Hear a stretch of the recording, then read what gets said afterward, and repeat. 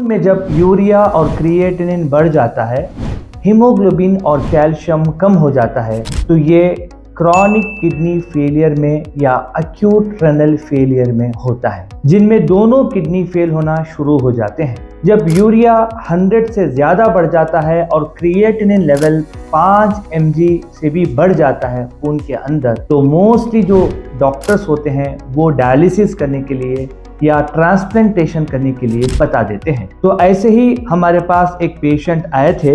जब वो हमारे पास आए थे तो उनका यूरिया था 219 यानी 219 और इनका जो क्रिएटिनिन लेवल अगर आप देखोगे तो 13.90। जब ये हमारे पास 1 महीने की दवा खाए थे तो उनका जो यूरिया जो लेवल है वो 107 हो गया और क्रिएटिनिन 5.62 हो गया। यानी क्रिएटिनिन जो है कितना था 13.9 से 5.62 और यूरिया 219 से 107। ये कंप्लीटली क्यूर तो नहीं हुआ, बट फिर भी विदाउट डायलिसिस के सिर्फ यूनानी हर्बल मेडिसिन से, without any transplantation, without dialysis patient का यूरिया क्रिएटिनिन ब्लड में कम होना, ये खुद भी एक बहुत बड़ी बात है विदाउट एनी साइड इफेक्ट के। और हमारे पास जो एलोपैथिक मेडिसिन यानी इंग्लिश मेडिसिन जो इस्तेमाल करते हैं वो बंद नहीं करना है। जैसे किसी को डायबिटीज की वजह से किडनी फेल होता है या हाइपरटेंशन की वजह से किडनी फेल होता है, तो डायबिटीज की, हाइपरटेंशन की जो दवाएं वो ऑलरेडी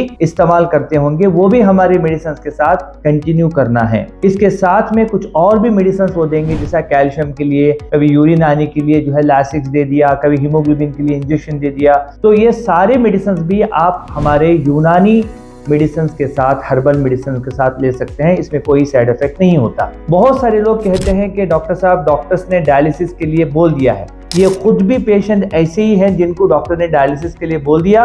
और इसके अलावा बहुत सारे जो, अगर आप मेरे चैनल में देखोगे, बहुत सारे जो पेशेंट्स को भी डॉक्टर्स ने डायलिसिस के लिए बोला था, मगर अल्लाह के करम से अल्लाह ने जो दवाओं के अंदर शिफा रखी है, उनका यूरिया क्रिएटिनिन 2-3 महीने के अंदर कम होना स्टार्ट हो गया। और वही डॉक्टर जो डायलिसिस के लिए बोला था उन्होंने जो है कैंसिल कर दिया डायलिसिस के लिए। बहुत सारे ऐसे केसेस हैं, मगर पेशेंट टू पेशेंट वैरी होता है।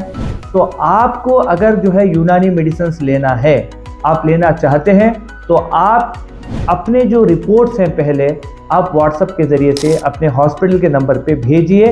पहले हमारे जो असिस्टेंट डॉक्टर्स हैं वो एक मरतबा पूरा आपको जो है रिपोर्ट दे के आपको डाइट क्या खाना है, क्या नहीं खाना है, क्या परहेज़ करना है, दवा के बारे में बता देंगे, हर चीज़ समझा देंगे। अगर आप बेंगलुरु में हैं तो आप हमारे पास एवरी सैटरडे बेंगलुरु में आके मुलाकात कर सकते हैं इंशाल्लाह, या बाकी टाइम मैं तमिलनाडु की जो मेन हॉस्पिटल है डॉक्टर यासा यूनानी हर्बल हॉस्पिटल, वहाँ पर बैठता हूँ, वहाँ पर मिल सकते हैं।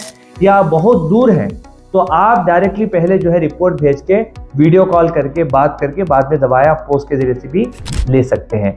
मगर हमारी दवाओं के साथ परहेज करना ज़रूरी है।